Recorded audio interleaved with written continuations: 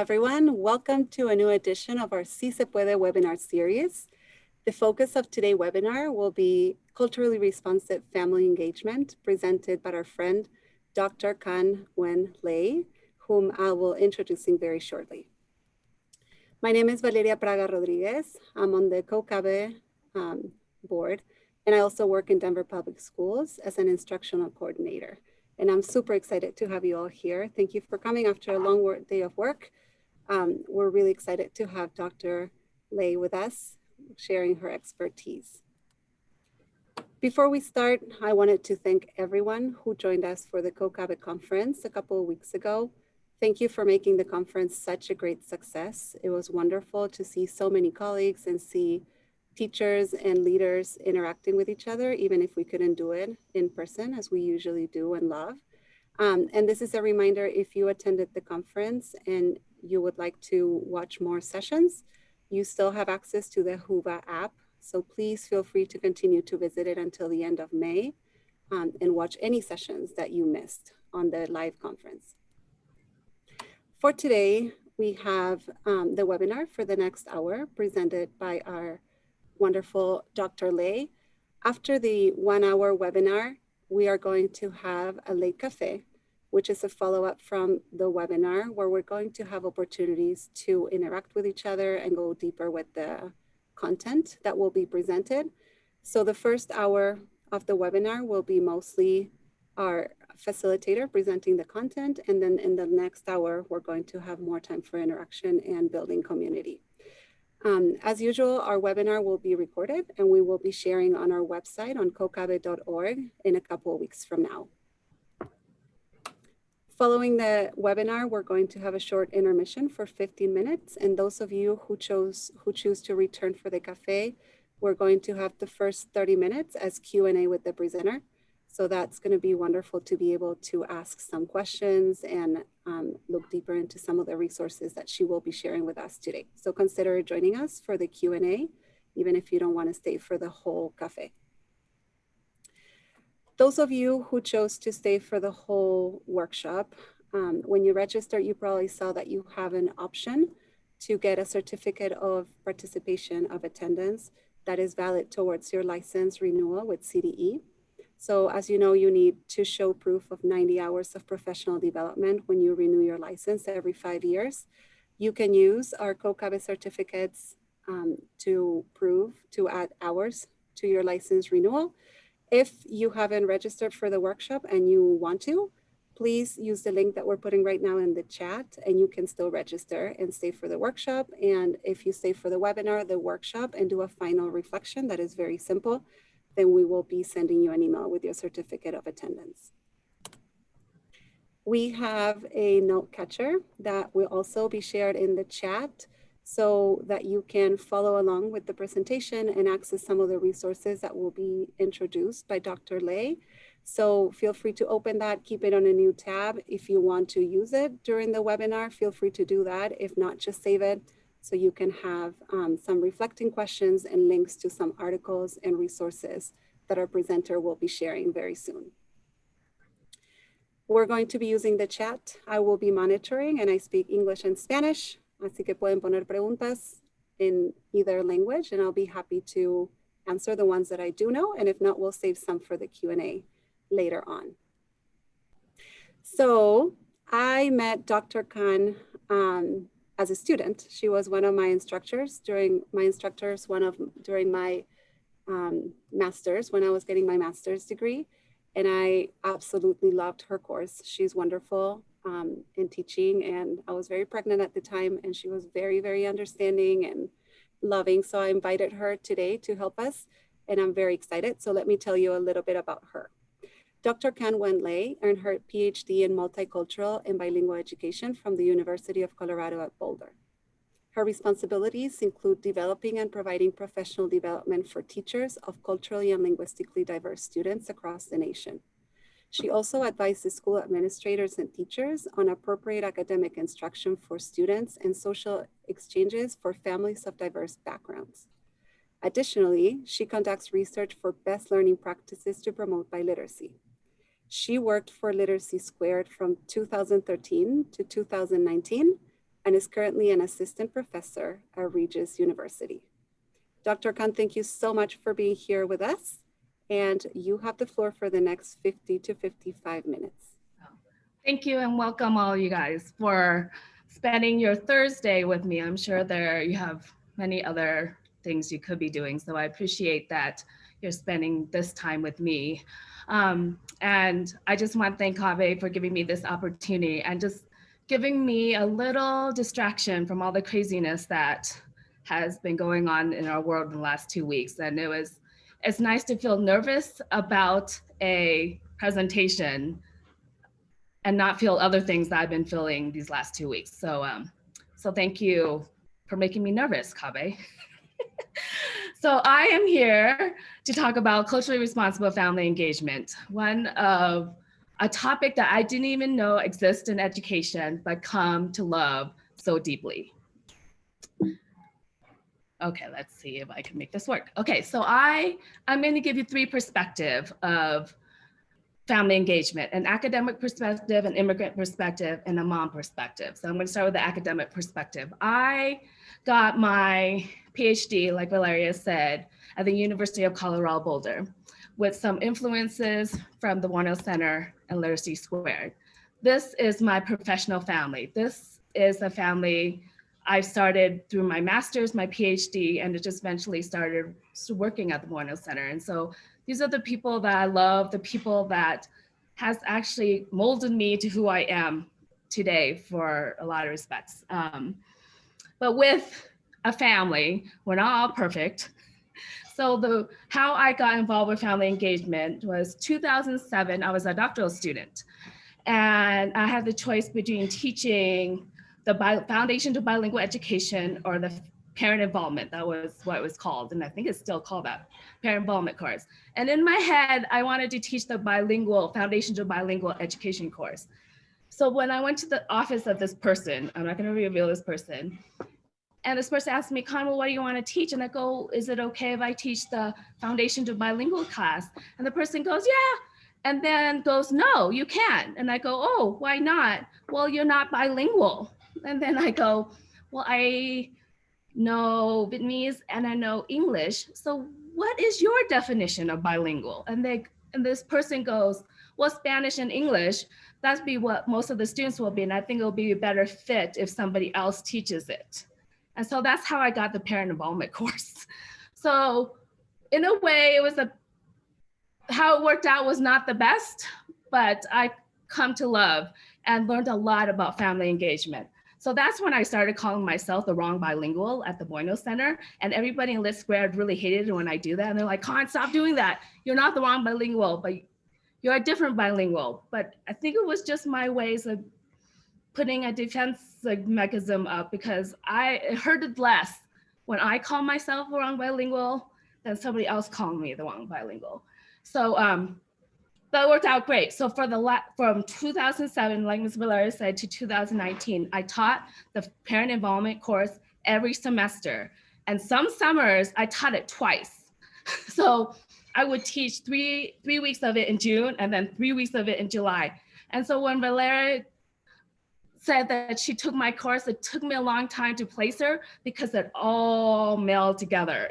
So those of you that has taken that course, and if I can't place you right away, I apologize. It's because it all jumble. So 2000, I believe 17, I'm not sure, but I don't know if you guys know Dr. Sandra Bufalowski, but amazing researcher. And now she's at the University of Texas, El Paso. But she got a grant called the Tildy Grant, and she asked me to be her family community coordinator. It was the best thing that ever happened to me. Because by that time I was getting a little burnt out teaching this course. So she told, so the grant was teachers go through the master's program, get their master's, but when the course they take with me, they have to write a parent involvement plan. And usually I just grade it and let it go. But for 2 years, I got to implement these projects with these teachers. So we tweaked the project, we made it work for their schools, and it gave me the practical side of family engagement. And it was the best thing ever. So we teach our students, our culturally and linguistically diverse students, strategies for second language acquisition, assessments that fits them, and how to balance learning in two language. But our families are not often in the equation, and they are the most important variable for students. And no, that's all I have to say about that. Ooh. Okay, so I am a proud product of Jefferson County Public Schools. I graduated Arvada High School. I became an elementary teacher in Jeffco and eventually became an ESL resource teacher in Jeffco. And now I am a assistant professor at Regis University. I am wrapping up my second year, so most of it has been the pandemic, but I think it's going well. I'm not sure. They can tell me if it's not going well. So now I am at a school. I'm a Buddhist Asian woman, and I'm at a Catholic school. So right now I am the wrong religion, but that's okay. We'll see how that goes. So that's me professionally. This is a picture of my family when I think this is the first 6 or 7 months when we're in the US. So in 1975, the Vietnam War ended. 1977, I was born. So now you know how old I am. In 1979, my parents decided to escape Vietnam because my dad said either we die here or we can die escaping, but at least we may have a chance of survival. And so I'm not gonna tell you my whole escape, but we ended up in a refugee camp in Thailand and eventually came to the US. So the Lutheran Church sponsored my family. So if I wasn't Buddhist, I'd probably be Lutheran. So I am the one in the knitted cap and my dad is holding me.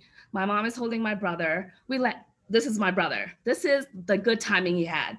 We landed in the US on December 7th. He was born December 28th. And my mom lied at the refugee camps and said she was only 5 months pregnant so that they would let her on the airplane. She said that was the best lie she's ever told in her life. So that's my mom with my brother. And behind my mom is my uncle and the 2 white men. One is a member of the Lutheran Church and the other one with the mustache. He was our sponsor family. And his wife and him have 3 little girls and they sponsored our family. So I come from immigrant parents, and in certain aspects, I'm an immigrant too. So I learned English as my parents learned English, but I had the privilege of going to school and they didn't. So I am one of those kids who translated their conferences in school because my parents didn't understand the system well enough. And so this is my parents' perspective of school. I'm gonna tell you. So in 10th grade, I was not feeling well. So my history teacher go, Khanh, you need to go home. So I went down to the office and I called my mom to pick me up. So when my mom picked me up, unfortunately, she picked me up during passing period and it was bananas. Kids were running down the hall, swinging their backpacks, making out, fighting. And my mom walks into the office. She goes, where are the teacher? What is going on? Like, why is this happening? And I go, Mom, what do you mean? She goes, what is happening out there? And I go, this happens 6 times a day. And she goes, what? This happens 6 times a day? And I go, that's how we pass through our classes. She goes, oh, and I go, but I'm not making out with anybody. I'm not beating anybody up. I really thought she was not gonna have me come back to school. So that was my perspective. I was freaking out that she wouldn't let me go back to school. But later on, I realized that my mom has no idea what I do in school. My mom had no idea when she drops me off from kindergarten to 10th grade or to know what happens to me, what structures I was in. She had this blind trust that the teachers and the school system would take care of me and teach me. But she had no idea what that meant. Just this blind trust that please take care and teach my child. And I was very lucky that I did have the system was not built for me, but I had amazing teachers who made the system work for me. And that's a big reason why I'm here. But so that is my family. Now this is my own family. So my husband, my little boy is in second grade, and my little girl's in kindergarten. So I did not have the same perspective as my mom. So when my little boy started kindergarten, I was so nervous for him. So I volunteered to be his room mom. I volunteered in the lunchroom because he is a very, very shy boy. And I just wanted to make sure he was okay. So I did those things just to see how he would act in school and whatnot. So 3 months into school, I get an email from a language resource teacher asking me if we can meet. And I'm like, okay, sure, we can meet. And when we met, she proceeds to tell me that my little boy needs English language services. And I go, may I ask why you believe that? Because on the home language survey, I did not write that he needed any sort of language services. Well, I was just in his kindergarten classroom. I'm observing that he doesn't really talk or interact with other kids. And I go, okay. And I go, well, he's just really shy. He doesn't talk in English or in Vietnamese. He just doesn't. And she goes, well, I think he will still benefit from English language services. And this first time in life, I wanted to whip out my PhD, but I did not. I go, well, I disagree. I really believe he probably needs more Vietnamese services than English services. And if you can provide the Vietnamese services, I am happy to sign any papers. And this happened for a while. I ended the meeting. I was so distraught that, so I emailed his kindergarten teacher, told what happened. And good thing, the kindergarten teacher met with the language resource and showed all the work that my son can do. And she goes, he does understand what I'm saying. He does follow direction. He just doesn't talk because he's just really shy. And it took the kindergarten teachers to intervene for the language resourcer to agree that my little boy doesn't need resources. So this is my passive aggressive way of telling the resource teacher. So I usually email school with my personal email. So, but for that specific, when I email, like, I understand the follow-up, whatever, I use my work email. So, and I made sure that she can see my name and my PhD at the end. And I am an associate researcher at CU Boulder in education. So I don't know if she saw it or not, but that was my passive aggressive way of doing that. So unlike my mother, I do not have a blind trust in our school system because our school system is not necessarily built for culturally and linguistically diverse students or families, but I do trust teachers. I trust teachers to make it work for students too. So I don't necessarily, trust the system, but I do trust teachers. So that is my mom perspective of being a family engagement. So what is your perspective? Growing up or as a parent, I'm going to show you 4 kind of scenarios, profiles of family engagement, and just self-reflect on which one fits your experience, or does none of them fit at all, or maybe you're a combination of these 4. So the always at school mom. So parent involvement began between the 1920s and 1960s. And it was a mother that worked as teacher's assistant in classroom to provide free support for teachers, for the building. So they were always at school. They're the one that helped out in home ec classes. They're the ones that provided some sort of support. And it was always moms. And it's mostly middle-class moms because, dads were busy bringing home the bacon at that time. And this scenario here fit me now. That's what I was to my son when he was in kindergarten. Well, minus the whole looking like her and being white. The second scenario is the working family. So two-income families, both parents are busy with jobs and running the house. Parent involvement is often in the form of donations or fundraisers because families are busy and time is not something they could afford to give, but perhaps they could afford to write a check or whatnot to donate to fundraising. Or the single mom family. Mom does everything she can to earn a living and run the household. Parent involvement includes getting kids up and to school on time. That is a feat in itself, even if there's two of us. Or the multi-generation family, where everybody in the family contributes to the household financially or taking care of children. Parent involvement is often going to conferences and maybe activities at school. So kind of self-reflect, which one fits you? Or none of them fit you, or you're a little bit of everything. So that's kind of the 4 major kind of themes of families or types of families. So the definition of change from parent involvement to family engagement. So how does the change in the term parent involvement to family engagement impact how we view families and school partnerships? So family engagement acknowledges the changing nature of homes and family dynamics. So like I said, there are families that now are same-sex families or are multi-generational families. So when we say family engagement, it's more encompassing than we say parent involvement, because when we say parent involvement, we're assuming that every family has parents. And family engagement acknowledge the contribution of individual routines beyond parents, such as grandparents, aunts, uncles, and siblings.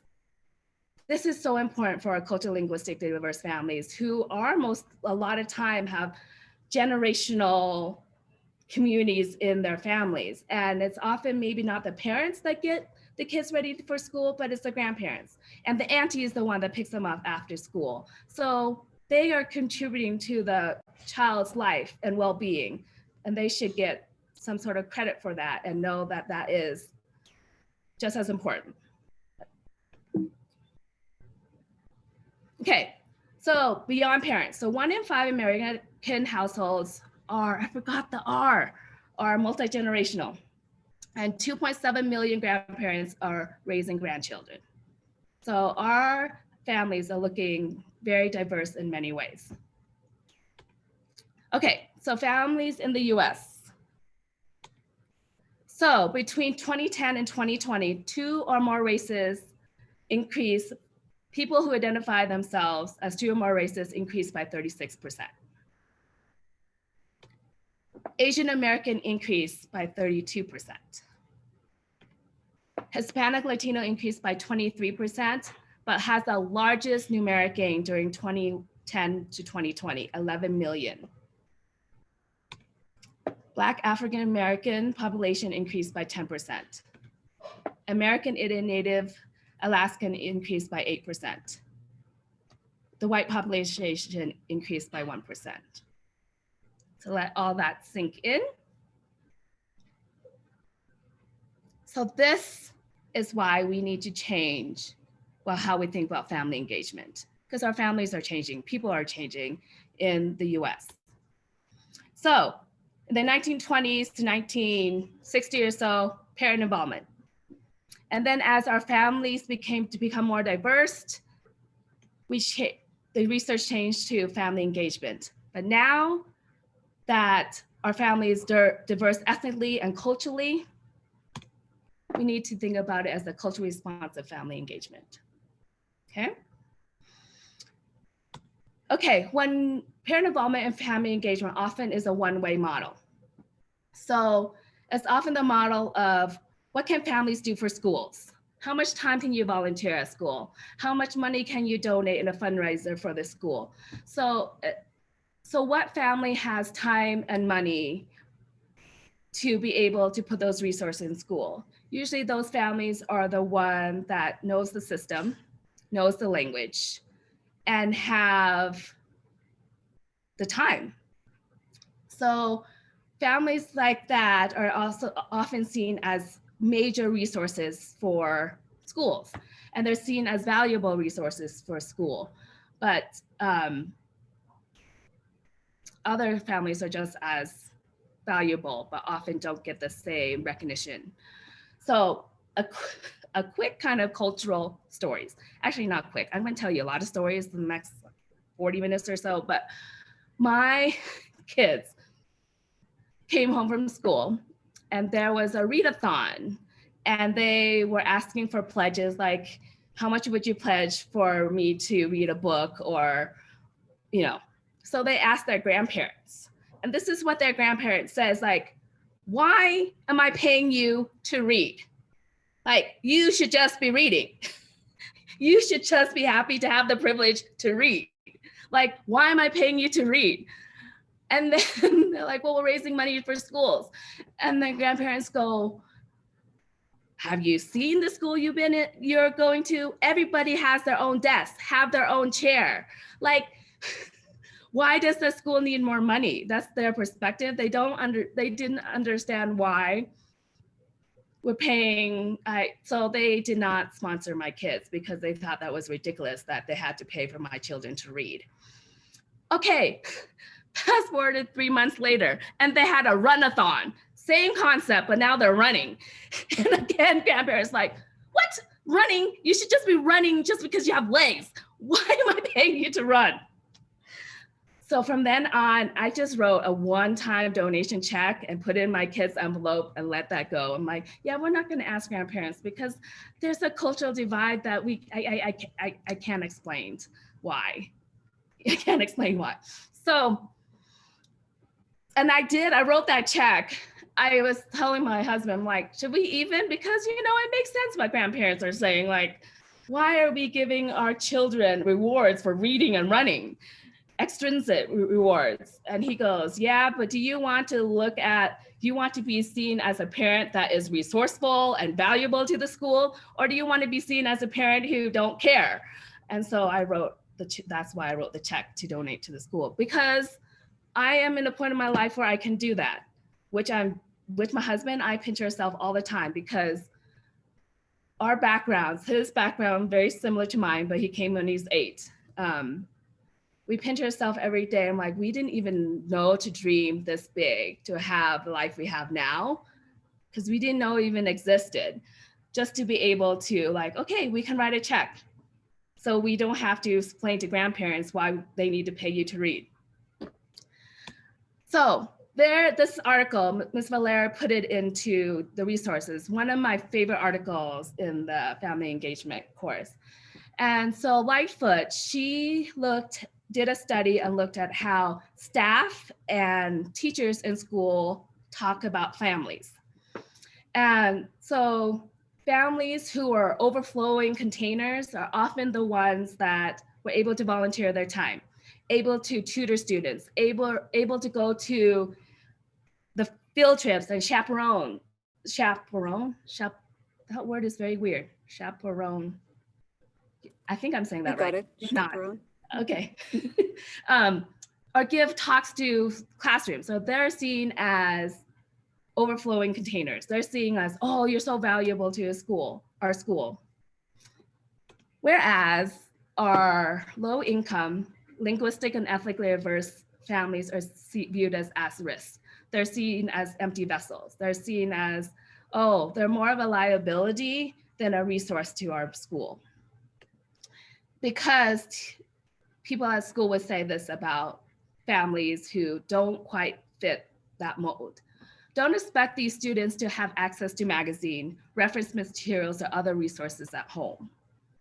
And then I say, well, maybe they do have those things, it just happen to not be in English. Don't assume the students can study at home. There may be considerable noise or distraction. And here's such a cultural thing where in the US, you're taught to be very individualistic. You're taught to be like, you're 18, you grow up, you make yourself, you know, in the world. You are seen when you're able to accomplish something individually, that is more valuable than able to accomplish something in a more collective way. But a lot of cultures, especially Asian cultures, are very collective. They value working together. They value collaboration. I did not move out of my parents' home until I got married at 29, because you just didn't.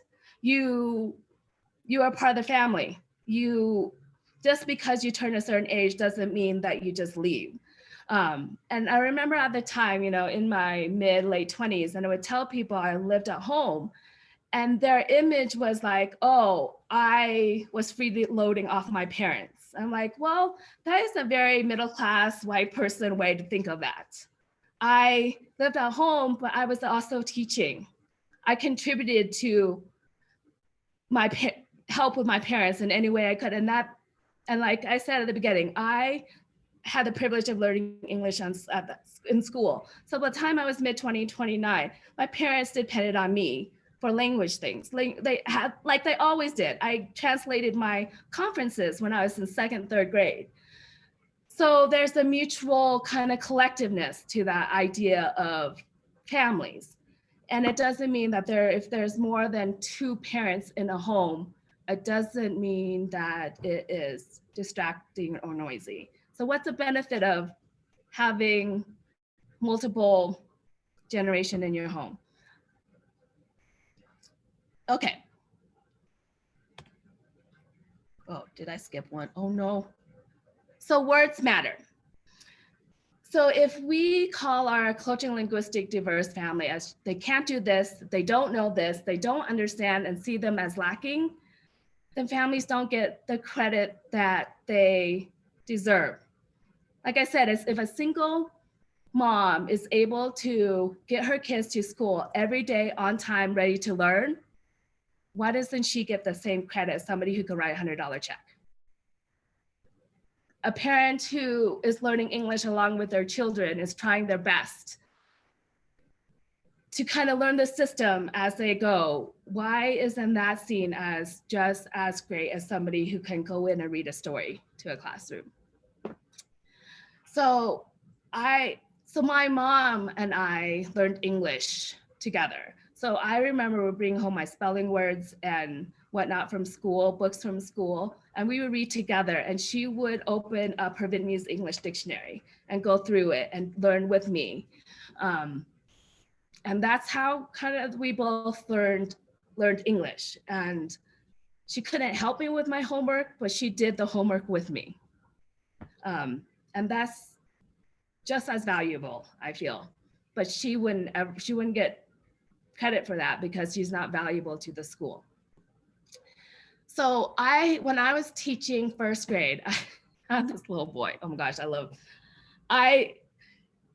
little Luis, he would like every other week come and put red things, give me like a red present, like a red ball, a tomato, I don't know, red pepper, some chili peppers, a red like cut out heart, whatever. I'm like, oh, this is so sweet. I go, Luis, is red your favorite color? He goes, no, blue is my favorite color. I'm like, then why are you giving me all these red things? He goes, it's because you read us that book about teacher appreciation, and the girl gave the teacher a red apple. So anything red is considered teacher appreciation.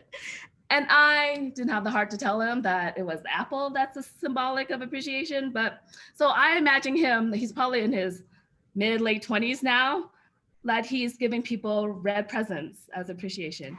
But his father said to me, one of the things that still keeps, he was a migrant worker.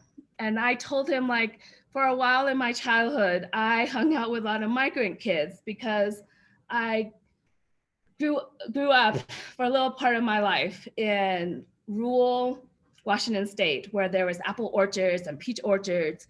And so migrant workers would come and pick crops. And I would hang out with them, and we would climb trees and whatnot. So at my school, sometimes my brother and I were the only English language learners, and sometimes there was like 12 of us but they always left. And he said to me that I want my child to learn the importance of hard work. I want Luis to know the value of hard work. I don't care if it's hard work with his hands or with his mind. But I want him to know the hard work matters. And I want you to make him work hard. Make him work so hard that he can do anything he wants. And that has stuck to me since this day. And I would have that parent any day as support, because I could give Luis anything and it would get done. I would make him do things 5 times and he would get it done 5 times. So cultural responses family engagement needs to be a two-way model. So school needs to learn about families, and family needs to learn about schools before any partnership can really happen and be really effective. But oftentimes research and even things are implemented, like to jump in to how do we build that partnership without really thinking through what do we need to learn about each other first. Yeah, like, you don't jump into a marriage, well, hopefully not. You don't jump into a marriage without like, what do we know about each other first? So relationships matters. Considerations for schools.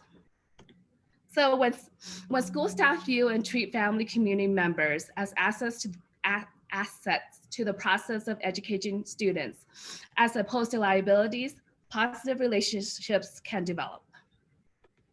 So my first example to consider. So do schools know their families beyond the diversity demographics? So when I was an ESL research teacher in Jeffco, schools boast about, our schools have 20 different languages. But do schools know, and staff and teachers know, what Pacific families speak what language? Like as a ESL research teacher in Jeffco, I had 20 schools that I was a liaison between, like the district and the school. So just a resource for schools. So I would pop into my different schools throughout the week. And they would be so proud, like, Khanh, we have this back to school night and we have all these flyers translated. I'm like, that's great. And then next week I would talk to a family and they would go, we got this flyer, but we don't understand what it is, because they're a Chinese family, but that got a Korean flyer.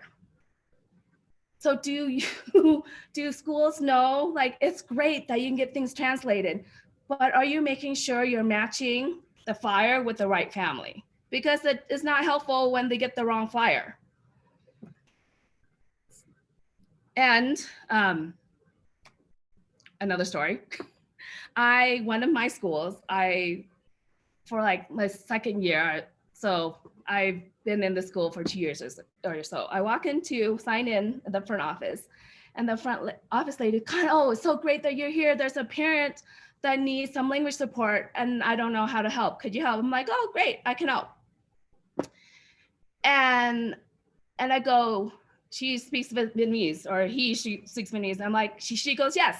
And I walk up to this lady who's sitting on, I'm like, I say hello to her in Vietnamese, and she looks at me, and I look at her eyes all wide, and I realize she doesn't speak Vietnamese. But then I'm like, oh, but I still have to help her. Like, she looks so scared a little intimidated. So I open my laptop, I Google Vietnam and told her, this is where I'm from, this is where and then she looked at the map and she pointed to China. So she's Chinese. And I told her, so I said, with all the gesturing I could, like, I don't speak Chinese, but still, how can I help you? So she took a sheet of paper and started drawing all these animals. I'm like, oh, okay, go back, charades, what are, not charades, Pictionary. Is it Pictionary? Pictionary. Like, why is she drawing all these animals? And then she started pulling out money. I'm like, okay, money and animals. In the context of school, what does that mean? What does that mean? And I go, okay, maybe a zoo, maybe something like that. So I Googled zoo and I showed her, like, she goes, yes. So I went to the front lady and go, is there a field trip to the zoo somewhere? Is there a grade that's going to the zoo? She goes, yes, the second grade class, the whole class is going to the zoo next week. I'm like, how much is the zoo? And is there a permission slip? And she goes, well, here it is. And so I help her pay for her daughter to go to the zoo. And so the parent left, thanked me, and the front office lady goes, oh, it's so good that you're here. You were able to help her. It's so nice to have a Vietnamese ESL resource teacher. I'm like, yeah. But I'm like I was so, I couldn't even tell her like what was so wrong about all that. But I think about that mom and probably how scared she was to walk into a building where she doesn't know the language, she doesn't know the culture, she doesn't even know how it works, but she did it so her daughter can go to the zoo. But nobody in the front, I don't know how long she sat there before I walked in. So the whole point of this slide is, oh my God, when I practiced, I didn't cry. I don't know what I'm doing now. But do you know your families beyond saying we have 20 different languages? Do your schools know that? Can your school picture, we have 3 families that are Arab speaking. Can you picture those 3 families? We have 4 Korean families. Can you picture those 4 Korean families? I asked that to a principal once and he just said no. I'm like, well, that's a problem. And he goes, yeah. And I go, yeah, maybe that should be fixed. And maybe the front office people need to know that too. So that is the first thing of building a relationship. The second is when are families invited to the school buildings? When is back to school night and when are conferences? So oftentimes our activities our schools are built around families who work 9-to-5 jobs. That is not the case for all families. They work all different hours. So maybe varying those back to school nights to maybe back to school mornings or back to school lunch or whatnot to help to give opportunities for families who don't work a 9-to-5 job to kind of, if they want to participate, they can. And then when do parents often get access to walk into the building? It's often when it's at night and students are not there, or it's at conferences when they have the day off. So there's no students in the building. And so and then back to school night, we proceed to show them, this is what we're teaching in math. This is what your child's gonna be learning and reading. This is what we're gonna do in science. But for our culturally and linguistically diverse families, those words may not mean anything if they don't see it. So why not invite them into a building when the students are in school and teachers are actually teaching them and show them like, you know what that teacher is doing right there in that small group? She's teaching them how to read and actually show them what goes on versus telling them what goes on. So so how this happens, and I understand schools don't have perhaps the resources to perhaps to provide multiple avenues for families to come in. But perhaps they may do more fundraiser about running and reading, who knows? But so the PTO, would be a great thing for a PTO to do, is when there's a new family coming in to the school and give them a tour of the school. It could be another parent to go, this is what PE looks like. This is what art looks like. And actually showing families while the kids are in school to actually know what their child is doing. Because when you tell them your math curriculum, they may not really understand, but if they see it in action, or they see this is what art looks like, or this is the library, the school has a library, all those things. I'm sure my mom had no idea that what the lunch line looked like when I was getting lunch. Like she had no idea what that meant. So instead of telling families, perhaps show them and not assume that they know where they're sending their child every day. Okay, so building relationships, considerations for teachers. Oh no, I skipped one. schools aware of how world events can affect families. So for example, I'm taking a deep breath because this is the side that so families of color have the burden of any consequences that world events happen. Families of colors often have to carry that burden. And it could be something great, like the first Black president, but then there's George Floyd and Black Lives Matter. And those families have to carry that. Like 9/11 or a Muslim community or a Muslim family, they have to carry that. Like 2016 and the election, our Mexican families were so scared of getting deported. And so for me and COVID, it's the first time in my life I realized, I guess I always realized, but it's such a concrete way for me to realize the last year or so that it doesn't matter how well I know English. It doesn't matter that I have a PhD. It doesn't matter that I'm a professor. It doesn't matter that I spent most of my life in the US. I would never be seen as an American. I will always be seen as a foreigner. And fine, I can accept that because I wasn't born here. I was 2 when I came here. But what breaks me is my kids. My kids were born here. They will go to school here all their life. They will know that this is their country and their home because that's what we tell them. But they will never be truly considered American because they look Asian. And I don't know how to prepare them for that. And that just is so hard. So last week, when the shooting in Atlanta happened, I swear when I practiced this, I didn't cry. Oh, We're here for you, and let me know if you need to take a quick break. Great. Okay.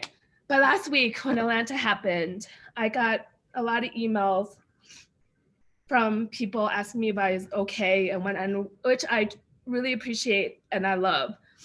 But 2 emails surprised me. One had nothing to do with family engagement, and one, I'm like, oh my gosh, I'm sorry, I can use my dress because I didn't bring a tissue. Was the director of my children's preschool. And my little girl is in kindergarten now. My little boy's in 2nd grade, so they're not in that preschool this year. But I got an email from her asking how our family's doing and how upsetting world events are happening and if we're okay, and to know that she's thinking about us. And then I get an email from my child's school from the district going, we understand that a lot of stressful thing has been happening in the world. Here are some links to some counseling. So the 2 emails, one got to me in a personal way that I will definitely have a relationship with that preschool. But my school that both children are going to now, I understand the importance of counseling and whatnot, but I don't have the same feeling for that email as the one from the preschool director. And then this week, I got more emails, but now family outside of Colorado going, didn't you used to work in Boulder? Didn't you go to school in Boulder? Like, are you okay? What's going on? Like, oh my God. Like, and sometimes I feel that our world is imploding. And a couple of my college friends go, I can't believe I'm sending you another text asking you if you're okay because of another mass shooting. And that has been so tough. So I don't know where I was going with that. So the whole point of this slide was to go, do you know that when things happen in the world, our families experience it in different ways?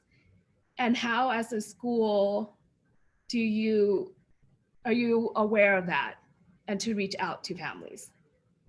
I think that's what I'm trying to say there. Let's move on. Thank you for sharing. Okay. Wonderful. So building relations, consideration for teachers. So I just gave examples of consideration for the school. So considerations for teachers. Parents are more likely to be involved in their child's education if they trust their child's teacher.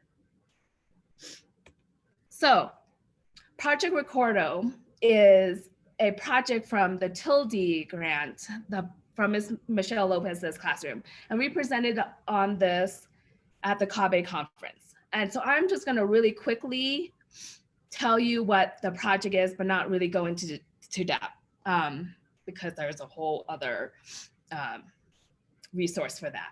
So the Tilde project, I got to work with 26 amazing bilingual teachers, amazing. And all of them had different family engagement that I was so lucky to support them in their 2 years in the program with the Boyle Center. So it ranged from everything, from home visits to journal writing to math nights to all sorts of things. And they all had, we learned a lot from some of them because some of them did not work and we're like, oh, what is going on? What happened? And I learned a lot from what didn't work and what did work. But that may be a presentation at another time. But for Ms. Lopez's project, she did bilingual journal writing for her students and her families. So she got these journals and she would give them a prompt every month to write about their family or their life. And oftentimes it was the parents told the story and the kids wrote. So it was a great way for families and kids to learn about each other, to learn like, oh, this is the story of how we came to the US, or this is the story of how we make tortillas, or this is the story of how, and she did that with her families on a monthly basis. And she wrote her own stories with her child who happened to be a student in her classroom. And she built that trust with her family because they shared and she learned so much about them. And they built a solid relationship because they share stories about each other. So funds of knowledge, I'm gonna go quick. So funds of knowledge is, and this is how she put funds of knowledge in. So funds of knowledge as the skills and knowledge that have been historically and culturally developed to enable an individual or household to function within a given culture, and argue that integrated funds of knowledge in the classroom activity creates a richer and more highly engaging experience for students, which is what she did. But she shared, not to take anything away from Ms. Lopez, she did a great job of what did my families write about? And then she took that story and taught them the craft of writing. She taught them about writing elements, but she shared the same culture and language with her families. So what if you don't share the same culture and language with your families? So these are the 3 culturally relevant topics, perhaps to engage families in before maybe you go into think about funds of knowledge and how to incorporate their skills into the curriculum. First, you have to get to know, and families and culturally and linguistically diverse family know all about this. So consideration number 1, do you embrace students' native language beyond having them be able to talk with each other during recess or in classes or when, like, that is very important. But here's some kind of prompts that maybe would be helpful for you to ask your families to get to know them. What are some challenges and benefits of being bilingual? What is your favorite word in your language? What does it mean and why is it your favorite? If you would teach me a phrase in your language, what would the phrase be and why would you teach it to me? This is such a great way. It could be a simple dialogue or it could be something you have the students write or the families write and share with you. And by the end of this, if you have 25 students, you learn 25 phrases. How cool would that be? Consideration number 2, self-reflection question. How well do you know your students' families? What cultural understandings do you share? What do you need to learn? What are some challenges and benefits of being bicultural? And you can get all sorts of things, like maybe fun things about ordering at a restaurant, or maybe more serious thing like, oh, this just happened in the world and now everybody's looking at us very differently. That is a challenge for our family. What do you think is interesting about your culture? What are you proud of about your culture? What cultures besides your own that you admire and why? How do you feel when you leave your home culture and enter a new culture? And consideration number 3, do you help students develop a positive racial identity? So what part of your identity do you think people first notice about you, your family? What part of your family identity are you the proudest of? What part of your family identities are you the most comfortable sharing with other people? And here, think again, it's a two-way street, right? So if you want this information from our families, you need to share this information about yourself. And that opens the dialogue for you to build relationships, which is ultimately, I feel like the world needs a little bit more these days. Okay, I flew through that. So summary, two-way model. It needs to be 2 ways to make it work for culturally linguistically diverse families. Word matters and relationship matters. That is, if I didn't learn, well, just my life, or just the 2 years with the Tilde project, that is what I learned is relationship matters. The projects that we had more issues with is we didn't establish the relationship as the base. So schools, know families, language, and culture, and please match them appropriately. Show family what goes on in school versus telling them what goes on in school. And be cognizant of world events and how it may affect families. Teachers, so language, culture, identity are great ways is a great culturally relevant way as a stepping block to get to the funds of knowledge. Because families can talk about language, their culture, their identity. And then you as a teacher, once you know that, can build it into this child's schooling. So I'm gonna end with this quote from our former president, Obama. There's no program, no policy that can substitute for a parent who is involved in their child's education from day one. So our CLD families are involved in their child's education from day one. It may not look typical. They may not bake a cake for a bake sale. They may not be the one that runs the PTO meeting, but they are involved in their child's education.